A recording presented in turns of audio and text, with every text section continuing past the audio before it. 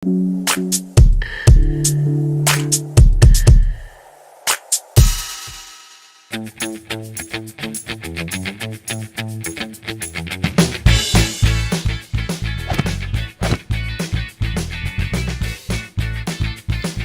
Friends, கலாஸ் ரெசிபியில் சம்மரில் நம்ம ரெகுலராக குடிக்கிற வாட்டர்மெலன் ஜூஸை சில மசாலாவோட டேஸ்ட்டாக எப்படி பண்ணுறதுன்னு வீடியோவில் பார்க்கலாம் வாங்க.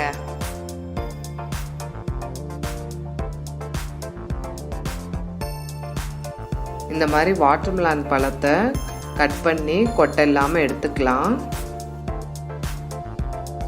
இந்த மாதிரி ஒரு பீஸ் எடுத்துட்டு நடுவில் கட் பண்ணிங்கன்னா கொட்டை நடுவில் தாங்க இருக்கும், மேலேயும் கீழேயும் இருக்காது.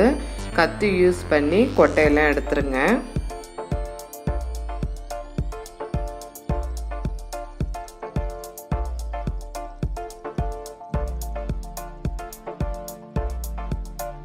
பவுல் ஃபுல்லாக பழம் க்ளீன் பண்ணி வச்சுருக்கோம். இதை ஜூஸ் போட்டுடலாம்.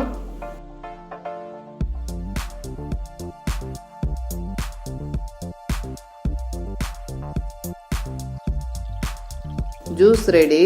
பழத்தை ஆல்ரெடி க்ளீன் பண்ணதுனால ஃபில்டர் பண்ணாமல் பவுலில் ஊற்றிக்கலாம். எல்லா பழத்தையும் இந்த மாதிரி ஜூஸ் போட்டுருங்க. இது கூட கொஞ்சமாக பெப்பர் பவுடர், கொஞ்சம் சால்ட்டு, இது எல்லாத்தையும் நல்லா மிக்ஸ் பண்ணிக்கோங்க.